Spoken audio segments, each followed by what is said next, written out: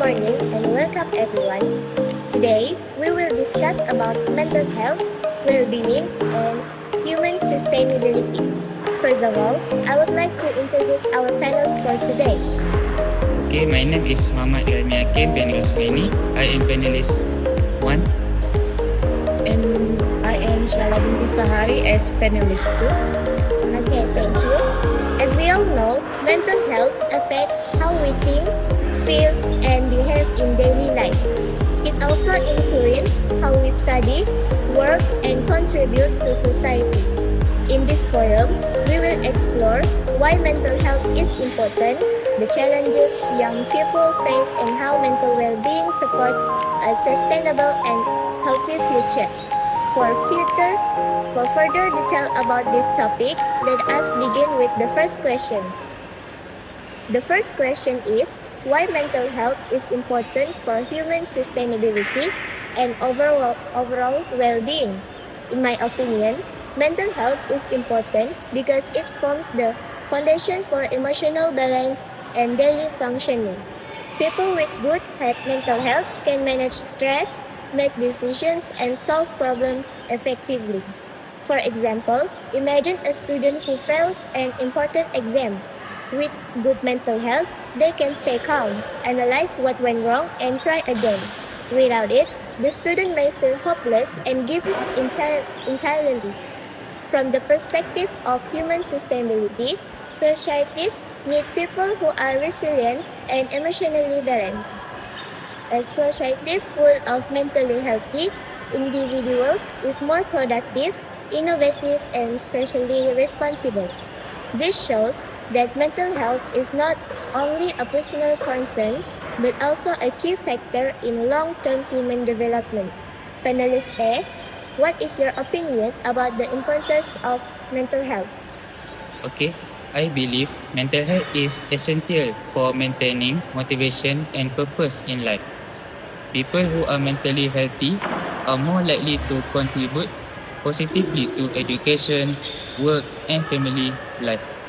For example, an employee with strong mental health can handle work pressure, collaborate well with colleagues, and remain productive even when facing tight deadlines.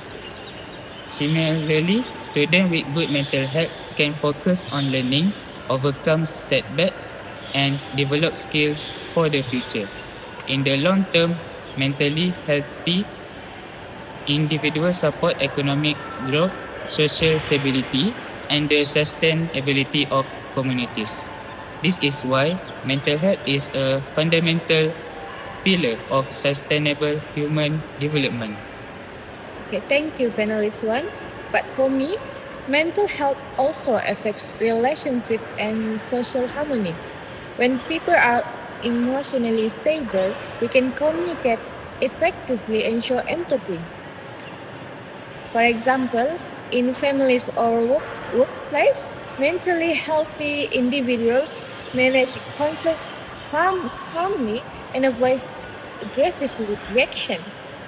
This reduces social tension and promotes cooperation. Lastly, strong social bonds and trust are essential for sustainable communities. Therefore, mental health is just an individual issue. It is a shared responsibility for the well-being of society. That's all from me. Thank you. Thank you for the opinions, panel 1 and panel 2 just now. We can see for ourselves that mental health can affect a person's ability in various aspects of life. Therefore, mental health care is very important because it is the foundation of personal well-being and a person's ability to function optimally in daily life. Now, we will move on to the next question, which is in the form of how does mental well-being affect a person's ability to live and work sustainably? From my point of view, mental well-being influences how people manage energy, time, and responsibilities.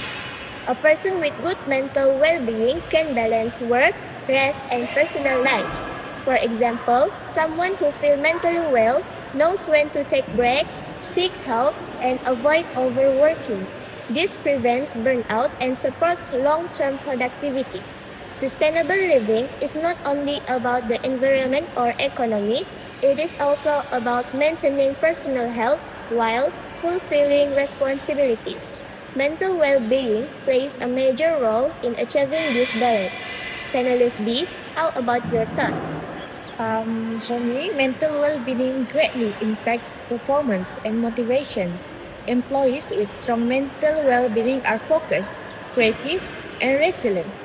For example, a worker facing a tight project deadline can plan tasks calmly, can manage stress, and meet goals efficiently. In contrast, poor mental well-being often leads with fatigue, mistake, or absenteeism, which is unsustainable for both the individual and the organizations. Mental well-being also allows people to stay motivated for long-term goals, which contributes to personal and social sustainability. Okay, for my opinion, mental well-being also affects lifestyle habits. People who are emotionally balanced are more likely to maintain healthy routines. For example, they eat well, exercise regularly, sleep adequately, and manage stress effectively. These habits prevent chronic illness and support long-term productivity. With strong mental well-being, individuals can live responsibility, contribute to society, and maintain health for themselves and others around them. Thank you for the information. Now, we will give an opinion about what are the main mental health challenges faced by young people today. I think that young people today face growing pressures from academics, career expectation, and social life. They also live in a digital world that constantly compares them to the others. For example, students are expected to be excellent in school, participate in extracurricular activities, and maintain a strong social image online. This combination creates high stress level and increased mental health risks such as anxiety, depression, burnout, low self-esteem, and emotional exhaustion. Stay active to perform academically and maintain a positive social image online can make students feel overwhelmed and afraid of failure. Over time, this stress may affect their focus motivation, emotional stability, and overall well-being if not managed properly. Panelist A, can we hear from your point of view? Okay, for me, one major challenge is academic and career pressure. Young people feel the need to succeed to meet family and social expectations. For example, a student preparing for university entrance exams may feel extreme anxiety. Fear of failure, disappointment, or rejection can lead to chronic stress, low confidence, or even depression. Without proper support, these pressures can cause long-term emotional exhaustion and hinder personal development. One major challenge is academic and career pressure. Young people feel the need to succeed to meet family and social expectations. For example, a student preparing without proper support, these pressures can cause long-term emotional exhaustion and hinder personal development. That is all for me. Okay, thank you for your answer, panelist one. And for me, another challenge is social media influence. Young people are often compare themselves with others and online. For example, seeing peers post achievement or travel experience or lifestyle highlights can create unrealistic expectations. This may lead to feelings inadequacy, low self-esteem, and social isolation. While social media can connect people, excessive use without guidance and can harm mental well-being. Alright, thank you for the thoughts.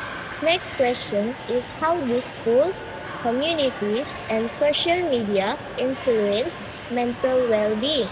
In my opinion, schools and communities are critical environments for emotional and social growth.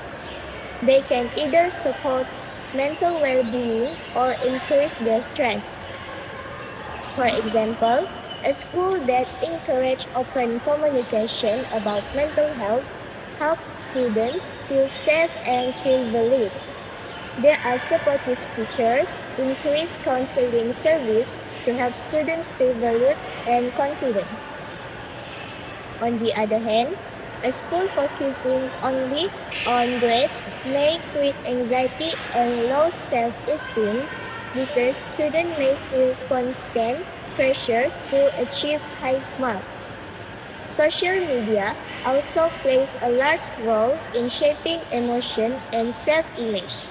For example, positive influence from social media can provide support and connection with friends or communities. Panelist B, what is your thoughts? For me, school can promote mental well-being through counseling and mental health education. Students should learn how to manage stress, self-growth, and cope with challenges. For example, regular counseling sessions help students to deal with exam stress, family problems, or peer pressure. This improves both emotional health and academic performance. Communities also provide support through activities like sport, volunteering, or social groups. This connection help young people feel valued and reduce isolation. Okay, for me, social media can be both positive and negative. It spreads awareness about mental health and allows people to seek support online. For example, online campaigns or forums can educate teenagers about anxiety or depression. However, excessive screen time, online bullying, or constant comparison can increase stress, anxiety, and loneliness. Thank you for the opinion, panel 1 and panel 2. Move on to the next question. How does poor mental health impact society and future generations, and why should mental health be a priority? For me, poor mental health affects not only individuals but also families, workplace, and society.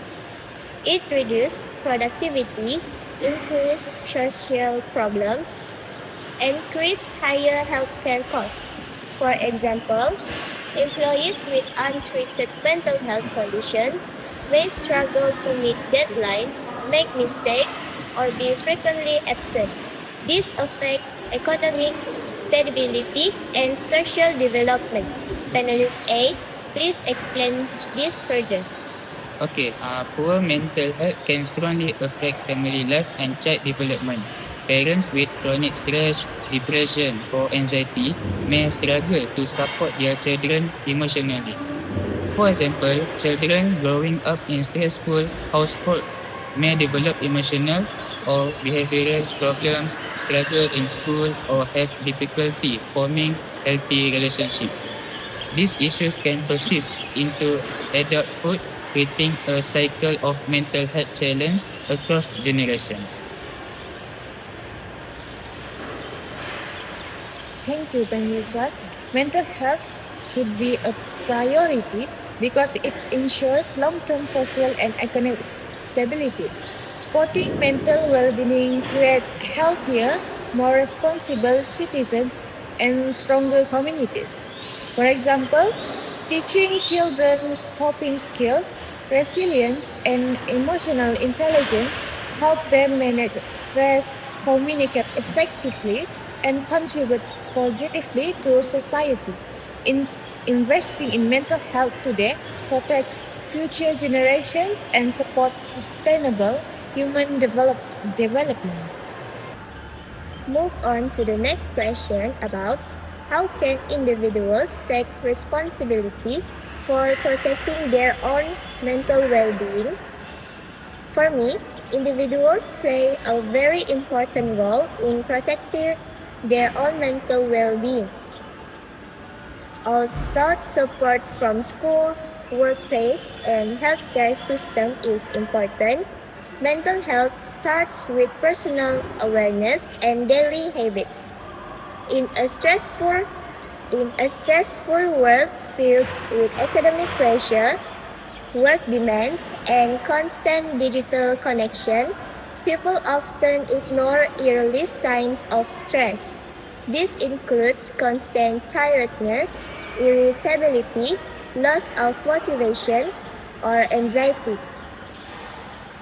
When these signs are ignored, they can slowly develop into a serious mental health problems. For example, a student who studies late every night without enough rest may feel productive at first, but over time, stress builds up and affects concentration and emotional control.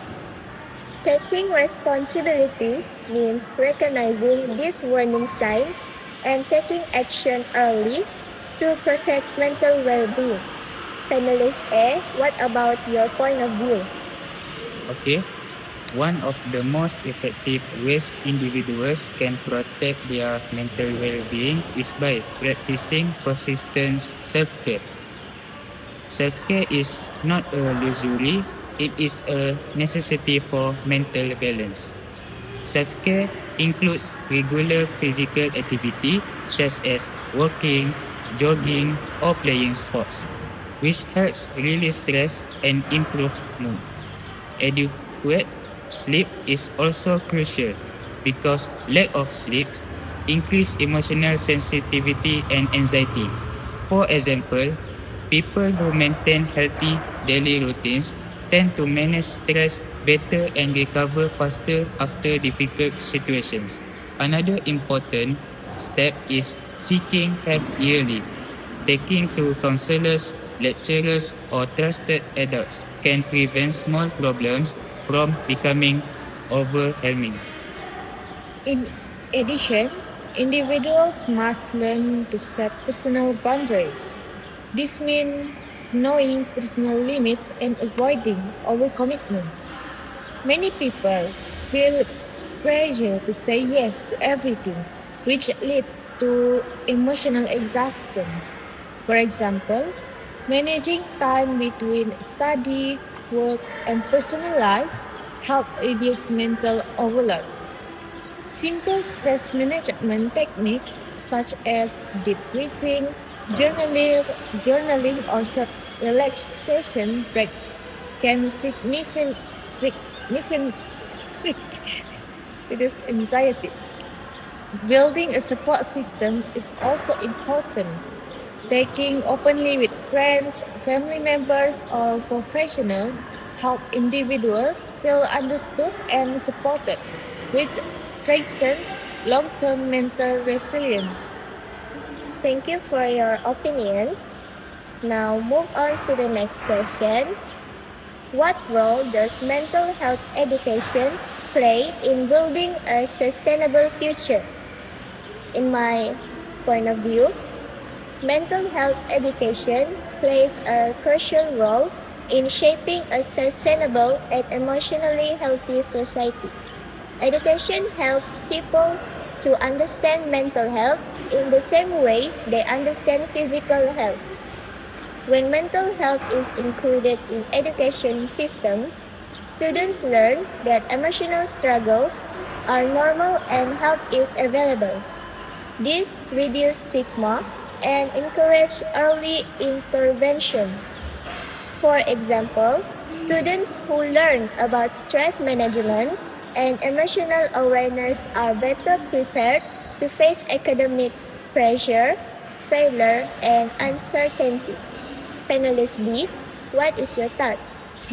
For me, mental health education teaches important life skills such as coping strategies, emotional regulation, and empathy. These skills help young people to respond positively to challenge instead of reacting with fear or frustration. For example, students who understand emotional regulation can manage anger and anxiety more effectively. They also develop empathy and learn how to support others who may be struggling mentally.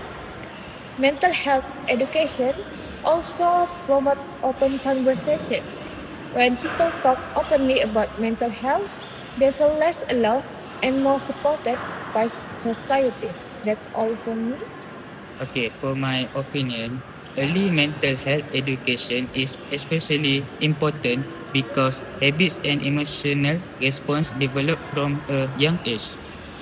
Teaching mental health awareness early prevents long-term mental health problems. For example, children who learn emotional awareness are more confident expressing their feelings and seeking help when necessary. They grow into emotionally stable adults who can cope with stress, change, and responsibility. In the long term, this creates a generation that values mental well-being, supports others, and contributes positively to society, which is essential for sustainability. Thank you for your opinion. Now move on to the next question. How can we, improving mental health today, help create a better society in the future? For me, improving mental health today has a direct impact on the future of society. Mental well-being affects productivity, relationships, and social stability. When people are mentally healthy, they are more resilient in facing challenges, such as economic pressure, technological change, and global uncertainty. For example, societies that prioritize mental health experience lower level of burnout, conflict, and social issues. Panelist A, please continue. Okay, for me, mentally healthy individuals perform better in education and work. They can concentrate, make thoughtful decisions, and adapt to challenge more effectively. For examples, workers with good mental health are more creative and less likely to experience burnout. This leads to higher productivity and better teamwork, which support long-term economic growth. Healthy mental states also encourage responsible behavior such as ethical decision making and cooperation. Thank you, panelist one. For me, when mental health is improved at a societal level, communities become safer, more supportive, and more inclusive. People are more willing to help one another and resolve conflict peacefully. For example, communities that promote mental well-being experience stronger social bonds and better communications among members. In the long term, this results in stable societies, healthy future generations, and sustainable human development. Mental health today is an investment in tomorrow's world. Thank you for the opinion. Now, to conclude, mental health is not only an individual responsibility, but a shared foundation for a human sustainability and for future development. Thank you to the all panelists for generously sharing your valuable insights, personal experience, and practical tips on mental health today. Your perspective have truly enriched our discussion and helped us better understand the challenges many individuals face in maintaining their mental well-being. We hope that everything shared in this forum has increased our awareness of how important it is to take care of our mental health, manage stress in healthier ways, and create a supportive environment for ourselves and for those around us. Mental health is not something to be ignored. It is an essential part of our overall well-being, just like physical health. Let us remember that seeking help is not a sign of weakness, but it is a sign of strength and self-awareness.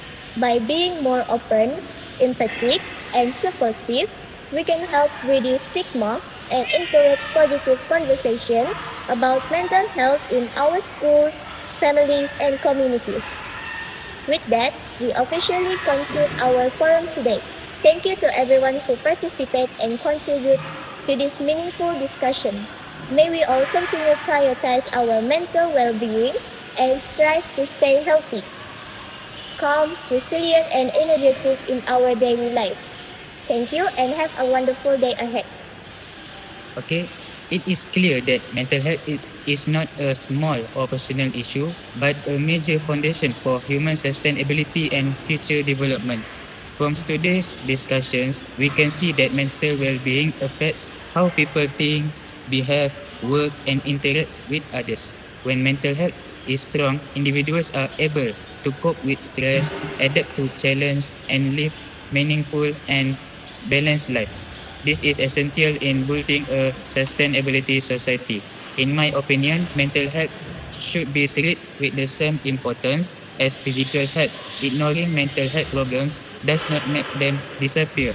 Instead, they grow silently and affect productivity, relationships, and even future generations. A society that ignores mental health will struggle to progress in a healthy and sustainable way. I also believe that responsibility for mental well-being does not lie on one group alone. Individuals must take care of their own mental health, while schools, communities, workplaces, and governments must create supportive and safe environments. Mental health education, early supports, and open conversation are key to preventing long-term problems. Furthermore, parental Furthermore, mental health today is an investment in the future. When young people grow up with emotional awareness, resilience, and access to mental health support, they become adults who are productive, empathic, and responsible. These qualities are essentials for building peaceful communities, strong economies, and sustainable human developments. In conclusion, mental health is a shared responsibility and a vital element of human sustainability. By caring for mental well-being, we are not only protecting ourselves, but also shaping a healthier and more sustainable future for the next generation. That is all for me. Okay, thank you, Miss Wan. I personally would like to extend my deepest gratitude to the panelists and moderator who generously shared their instincts, experience, and practical tips on mental health today. Your contributions have provided us with valuable knowledge and perspective that will surely benefit not only in participants here, but also the wider community. I'd also like to sincerely thank you to all the participants for your active engagement, for asking thoughtful questions, listening attentively, and showing genuine interest throughout this season. Your involvement reflects the growing awareness and importance of mental health in our daily life. Throughout this forum, we have been reminded that mental health is an integral part of our overall well-being. It is not only about managing stress, but also about building resilience, nurturing healthy relationships, and supporting those around us. We have learned that seeking help when needed is not a sign of weakness, but rather an act of courage and strength. My hope is that the knowledge and awareness gained today will serve as a starting point for positive change in our life. May we become more mindful of the signs of stress, more open in taking about mental health, and more willing to extend support to those who may be struggling. Once again, thank you to everyone who made this forum possible and meaningful. May we all continue to enjoy good health, peace of mind, and renewed energy in our daily life. With that, our forum today is officially closed. Thank you. Thank you.